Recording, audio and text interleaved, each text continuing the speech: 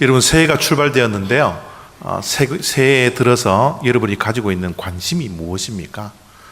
여러분이 가지고 있는 최고의 관심은 무엇입니까? 혹시 살과의 전쟁을 선포하고 뱃살을 빼려고 하는 것이 여러분의 관심입니까?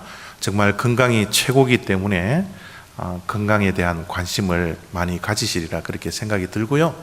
또 뭐니 해도 머니가 최고니까 돈을 올 한해는 좀 많이 벌었으면 좋겠다라는 그런 관심을 가지고서 여러분 새롭게 새해를 맞이하고 있습니까? 어떤 관심들이 여러분의 마음속에 있는지 모르겠어요. 좀 젊은 분들은 성공에 대한 이런 관심을 가지고서 새해를 시작하는 분들도 계실 거고요. 우리 모두가 다 행복이라는 주제를 가지고서 올 한해는 행복했으면 좋겠다, 그런 관심을 가지고서 새해를 출발하신 분들도 분명히 있으리라 생각이 듭니다. 우리 각자가 다 다른 관심을 가지고서 새해를 출발했지만 또 세상은 과연 어떤 관심을 가지고서 시작을 하고 있을까 참 궁금할 수밖에 없어서 저는 새해가 되면 각국 대통령이 정상들이 이야기하는 신년사가 무엇인지를 유심히 들여다봅니다. 우리 한국의 박근혜 대통령도 얼마 전에 신년사를 이야기를 했는데요. 그 신년사의 키워드가 뭐냐 하면 경제회복입니다. 경제회복. 우리 한국에 또 미국도 마찬가지겠지만 전 세계가 경제적인 불황이 굉장히 깊어져 가고 있잖아요. 헤어날지를 참 못하고 있는데 한국에는 어쨌든 신년사로 경제회복이라는 주제를 가지고서 관심을 가지고서 한 해를 시작을 했습니다. 각 나라의 정상들도 다 각자가 생각하고 있는 또 그 나라에 맞추어서 관심사를 신년사에 계속 이야기를 하고 있는데요. 여러분, 제가 이 신년사를 각국의 정상들의 신년사를 이렇게 들어보니까 저는 목회자로서 좀 답답한 게 좀 있습니다. 좀 아쉬운 게 있고요. 그게 뭐냐 하면 아무도 최고의 관심을 하느님으로 두지 않더라고요. 심지어 믿는 자들의 관심까지도 하나님이 최고의 관심사가 되어야 되는데 하나님은 이미 이 세상도 무시를 해버리고 또 믿는 자들의 생각 속에서도 사라져버린 그런 안타까움이 저는 새해를 맞이하면서 늘 마음속에 품고 있습니다. 과연 여러분의 새해 들어서 최고의 관심거리는 무엇인지는 모르겠지만 정말 우리 새해 들어서 우리의 관심 가운데 가장 우선권이 바로 하나님께 있게 되는 그런 축복이 저와 여러분들의 생각 속에 관심 속에 있게 되기를 원하는 것이죠. 하나님에 대한 관심을 우리가 가지기 시작하면요, 하나님의 최고 관심거리가 무엇일까? 여러분, 보통 우리가 사랑하는 사람, 그분이 무엇을 생각하고 무엇에 관심을 가질까 우리들은 늘 생각하잖아요. 우리가 정말 하나님을 사랑하고 또 우리의 관심사가 하나님께 집중되기 시작한다면 하나님이 가지고 있는 최고의 관심이 뭘까? 여기에 대한 관심도 우리들이 가져야 되리라 그렇게 생각이 듭니다. 여러분, 하나님께서 가지시는 최고의 관심사가 뭔 줄 아세요? 하나님의 나라입니다. 하나님의 나라요. 하나님께서 다스리시는 나라, 하나님께서 통치하시는 나라, 하나님이 왕 되신 그 나라, 그 나라에 대한 관심을 하나님께서는 지금도 가지고 계세요. 제가 성경 일독 학교에 여러분들이 들어오시면 성경이 창세기부터 요한계시록까지 한 주제가 꾸준하게 흐르는 주제가 하나가 있는데 그것을 하나님의 나라라고 제가 여러분들에게 말씀을 드리고 있습니다. 왜냐하면 여러분, 하나님은 온통 하나님이 왕 되신 그 나라를 꿈꾸고 회복되기를 원하시는 거예요. 그래서 예수님께서 이 땅에 오셨을 때도 첫 번째 하셨던 설교 말씀이 하나님의 나라에 관한 겁니다. 여러분, 누군가가 이야기를 할 때 여러분 처음으로 이야기하는 그 첫 마디가 굉장히 중요하거든요. 예수님께서도 얼마나 하시는 말씀들이 많았겠습니까? 그럼에도 불구하고 이 땅에 오셔서 처음으로 했던 설교가 이 마가복음 1장 15절이거든요. 때가 찼고 하나님의 나라가 가까이 왔으니 회개하고 복음을 믿으라 하시더라. 하나님 나라가 가까웠다라는 거예요. 하나님 나라. 예수님께서 십자가에 돌아가시고 나서 3일 만에 부활하시고 이 땅에 40일 동안 머물러 계셨습니다. 40일 동안 얼마나 하실 일들이 많았겠어요. 얼마나 다녀 볼 곳들이 많았겠습니까? 근데 주님께서는 그 40일 동안 하나님의 나라에 대한 일들을 이야기를 하셨다라고 사도행전 1장 3절에 기록해 놓고 있습니다. 40일 동안 그들에게 보이시며 하나님 나라의 일을 말씀하시니라. 예수님의 모든 관심은 하나님의 나라에 있었어요. 왜냐하면 아버지 하나님의 최고의 관심이 하나님의 나라였기 때문에 그렇다라는 겁니다. 그러면 하나님께서 꿈꾸고 이 땅에 실현되어야 할 그 하나님의 나라, 하나님이 통치하시고 하나님이 다스리시고 하나님이 왕이 된 그 나라는 과연 어떤 모습일까? 우리가 궁금할 수밖에 없는데 성경은요, 하나님의 나라라는 이 나라를 굉장히 우리들에게 많이 보여주고 있어요. 그 가운데 하나가 우리가 읽었던 이사야서 11장에 나오는 말씀 가운데 하나입니다. 그 말씀을 읽어보면요, 그때에 이리가 어린 양과 함께 살며 표범이 어린 염소와 함께 누우며 송아지와 어린 사자와 살찐 짐승이 함께 있어 어린 아이에게 끌리며 암소와 곰이 함께 먹으며 그것들의 새끼가 함께 엎드리며 사자가 소처럼 풀을 먹을 것이며 젖 먹는 아이가 독사의 구멍에서 장난하며 젖된 어린 아이가 독사의 굴에 손을 넣을 것이니라. 저것이 하나님의 나라의 모습이에요. 어떤 모습입니까? 평화로운 모습이에요. 하나님의 나라가 하나님께서 왕이 되신 나라, 하나님이 다스리시는 나라, 하나님께서 통치하시는 나라, 그 나라는 어떤 나라요? 평화의 나라라는 거예요. 샬롬의 은혜가 있는 그런 나라라는 겁니다. 저 말씀을 누가 그림으로 저렇게 올려놨던데요, 저 그림을 보면 참 재밌어요. 사자의 등에 어린아이가 타고 있습니다.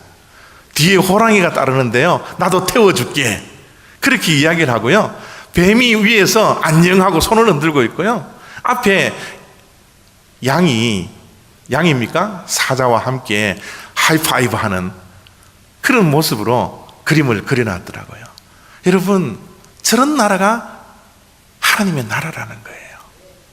어린아이가 독사의 굴에 손을 넣어도 독사가 물지 아니하고, 그죠? 아이들이 독사를 보고 무서워하지도 아니하고, 여러분, 하나님의 나라가 아닌 이 세상의 나라는 정말 힘센 자가 힘이 약한 자를 잡아먹는 그런 나라이지만, 하나님께서 다스리시는 나라, 하나님이 통치하시는 나라, 하나님께서 왕이 되신 그 하나님의 나라는 해도 없고 폭력도 없고 전쟁도 없고 모두가 평화스러운 그런 나라, 그 나라가 바로 하나님의 나라라는 겁니다.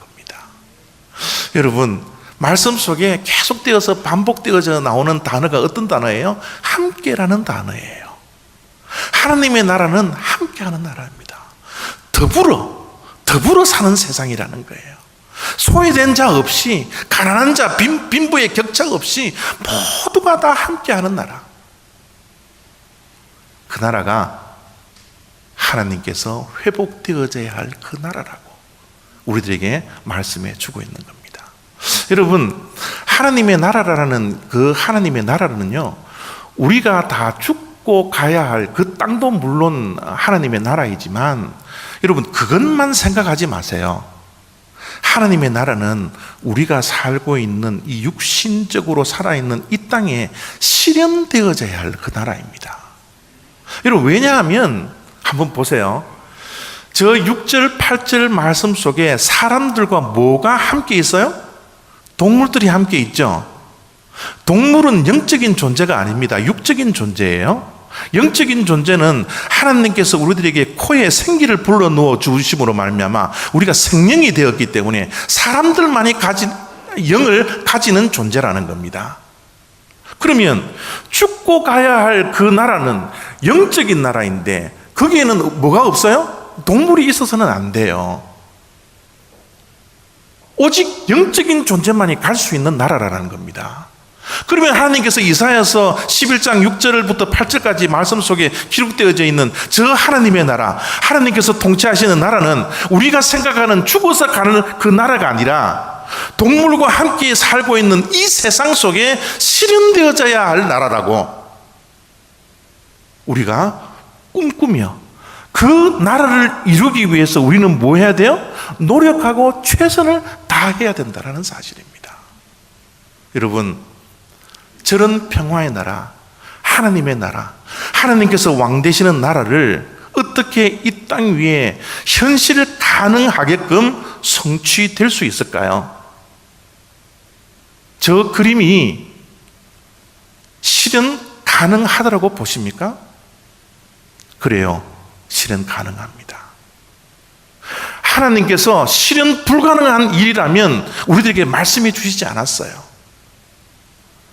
우리가 하나님의 나라를 꿈꾸기 시작하는데요, 하나님의 나라는 평화의 나라인데요, 이 나라는 우리가 복음으로 돌아갈 때만이, 다시 복음으로 돌아갈 때만이 저런 나라가 이 땅 위에 실현 가능하다라는 겁니다.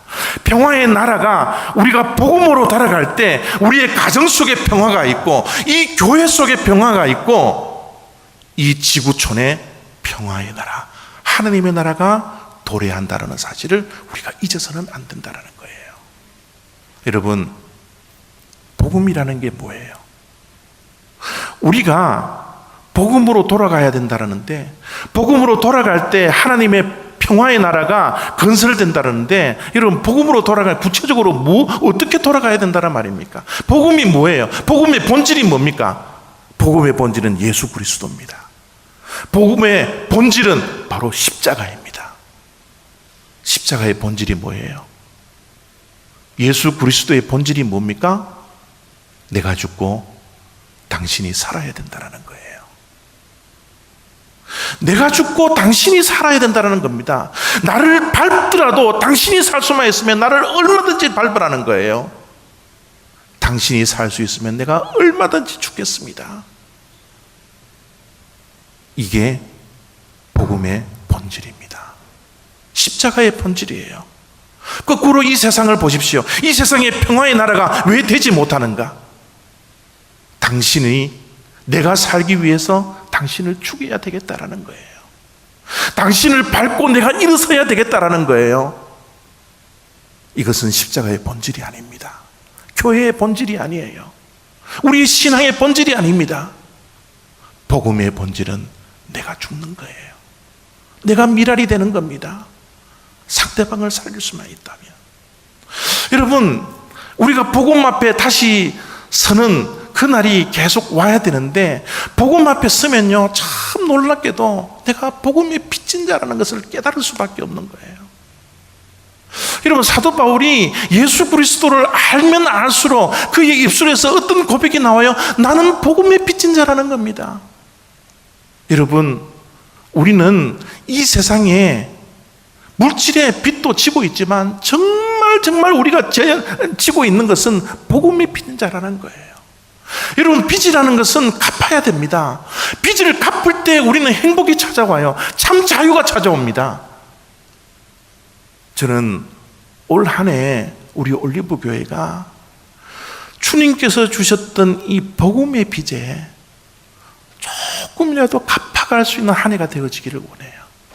우리가 복음으로 돌아갈 뿐만 아니라 복음의 빚진 자라는 이 자기 자신의 정체성을 깨닫고 조금이라도 복음의 빚을 갚아나가는 그런 복된 한 해가 되어지기를 원하는 것입니다. 어떻게 하는 것이 복음의 빚을 갚아나가는 걸까요? 오늘 준비한 동영상을 잠시 보고 말씀을 이어가도록 하겠습니다. 오늘 우리가 읽었던 말씀 가운데 이런 말씀이 있습니다. 물이 바다를 덮은 같이 여호와를 아는 지식이 세상에 충만할 것임이니라. 여러분, 물이 바다를 덮었다. 이것은 어떻게 보면 당연한 거예요. 만약 물이 바다를 덮지 않으면 그것은 더 이상 바다가 아닙니다. 그런데 같이 다음에 나오는 문장을 한번 보세요. 여러분, 여호와를 아는 지식이 세상에 충만한 것 어떻게 보면 당연한 거예요. 그러나 이 세상의 모습을 보세요. 당연한 것이 당연하게 채워지지 않았어요. 하나님의 나라가 이 땅에 당연히 있어야 합니다. 하나님이 왕이시고 하나님이 주인된 나라, 하나님이 통치하는 나라, 하나님의 사랑이 있는 나라, 하나님의 긍휼이 있는 나라, 그 나라는 이 세상에, 이 지구촌에 당연히 충만해져 있어야 됨에도 불구하고 이 세상에는 하나님의 사랑을 외면하고 있는지 몰라요. 이 세상에 얼마나 가난하고 빈곤하고 소외되고 관심받지 못하고 꿈을 잃어가고 굶어 죽어가는 그 수많은 사람들이 이 지구촌에 얼마나 많이 있는지 모른다라는 겁니다. 하나님의 사랑이 있고 하나님의 나라가 현실적으로 이 땅에 도래했다면, 이 땅에 충만해져 있다면 그런 가난이 없어야 되고 그런 빈곤이 없어져야 할 이 지구촌에, 이 하나님의 나라에 우리가 살고 있는 이 세상에는 수많은 빈곤으로 죽어가고 있는 많은 사람들이 있더라는 거죠. 세계 인구가 지금 현재 70억이 넘었습니다. 70억이 넘었는 그 인구 가운데요, 하루에 1불 25전, 1불 25전으로 하루하루를 살아가지 못하는 자들을 절대 빈곤층이라 그럽니다. 그 절대 빈곤층이 70억 가운데 몇 명이 있는지 아십니까? 22억이나 됩니다. 22억이라는 그 인구의 숫자가 지금도 햄버거 하루 1.2불, 25불을 먹고 살 수 없어서 지금도 죽어가고 있다는 거예요. 여러분, 정말 가난한 것은요, 물질이 없어서 굶어가고 먹을 것 없고 마실 것 없고 입을 것 없어서 죽어가고 있는 그 자들이 진짜 빈곤하고 가난한 자들이 아니라, 진짜 가난한 자는 그들 자신이 이렇게 살다가 죽어야 된다라는 사실을 그대로 인정하고 꿈을 꾸지 못하고 소망을 갖지 못하고 한 번에 빈곤을 대체할 수 있는 기회를 갖지 못하는, 그것이 진짜 가난이요, 진짜 빈곤이라는 거예요. 이 세상에 17억이라는 인구, 22억이나 되는 그 인구가 절대 빈곤 속에서 아무런 소망도 없이, 아무런 꿈도 없이, 아무런 기회를 갖지 못한 채 5살이 되기 전에 그들이 서서히 죽어가고 있다는 사실, 주사 한 방울이면 그들이 살아서 나라를 변화시키고 세상을 변화시킬 수 있는 하나님의 백성이요, 주변의 사람들에게 수많은 영향력을 끼칠 수 있는 생명이 됨에도 불구하고 주사 한 방울 맞지 못해서 너무너무 가난해서 꿈도 꾸지 못하고 기회도 얻지 못하는 그런 자들이 이 세상에 너무너무 많다라는 겁니다. 우리가 미국에도 빚을 졌지만, 우리가 살고 있는 이 땅에 우리가 빚을 갚아야 되지만, 미국 선교사들에게 우리가 복음의 빚을 졌지만, 우리는 정말 이 땅에 복음을 알고 복음의 빚진 자라는 이 사명을 가지고 이제는 우리가 받았던 이 복음을, 이 사랑을, 이 긍휼을 빈곤한 아이들에게, 정말 가난한 아이들에게 나누어주는 그 나눔을 통하여서 하나님의 나라가, 이 사랑의 나라가, 이 긍휼의 나라가 이 땅 위에 건설될 수 있다는 사실을 올해 우리 모두가 함께 꿈을 꿨으면 좋겠습니다. 세 번째 주일날 우리 교회는 컴패션 선데이로 지킵니다. 저 사진에 나와 있는 문영명 목사님이 미주 한인 그 디렉터인데요. 오셔서 1부, 2부 예배 말씀을 증거하면서 이 컴패션에 대해서 소개를 할 겁니다. 과연 어떻게 우리가 가지고 있는 것을 나누어야 되고, 어떻게 한 아이의 영혼을 품고 그들을 위해서 기도하고 그들에게 꿈을 심어줄 수 있는 것인지를 자세하게 말씀을 들을 겁니다. 여러분들이 매스컴을 통해서 아시고 계시겠지만, 이 컴패션 한인 대사로서 연예인 4명이 활동을 하고 있죠.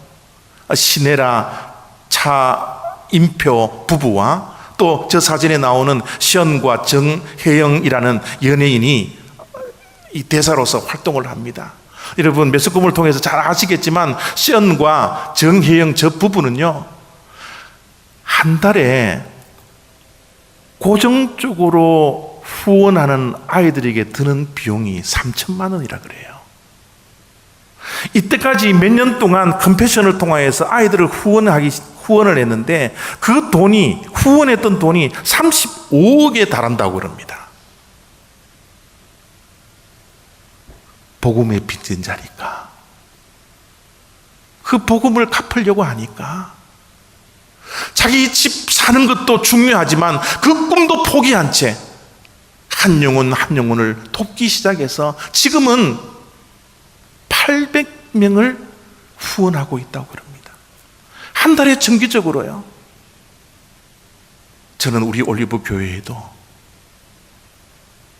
이런 빚진 자의 마음을 가지고서 올 한 해 한 영혼을 품고 함께 기도하고 함께 눈물을 흘리고, 이 나라가, 이 세상이 정말 소외된 자들을 관심 없이 그냥 내버려 두는 것이 아니라 정말 우리의 작은 정성으로, 최선의 정성을 가지고서 한 영혼 한 영혼을 품고 하나님의 나라가 이 땅 위에 건설될 수 있도록 최선을 다하는 한 해가 되었으면 좋겠습니다. 우리 모두 이런 하나님의 나라를 꿈꾸며 더불어 함께하는 세상, 이 세상을 우리가 이 땅에 신현시킬 수 있도록 올 한 해 우리가 선교에 초점을 맞추고 긍휼 사역에 초점을 맞추고 한 영혼을 한 가정씩 가슴에 품고, 저 시연과 정혜영 성도님들이 고백하는 것처럼 전 세계 어린아이들의 부모가 되어서 진짜 행복을 알아갈 수 있는 그런 주님의 백성들의 한 해가 될 수 있도록 여러분이 기도하시면서 준비할 수 있는 저와 여러분 다 되시기를 부탁드립니다. 기도하겠습니다.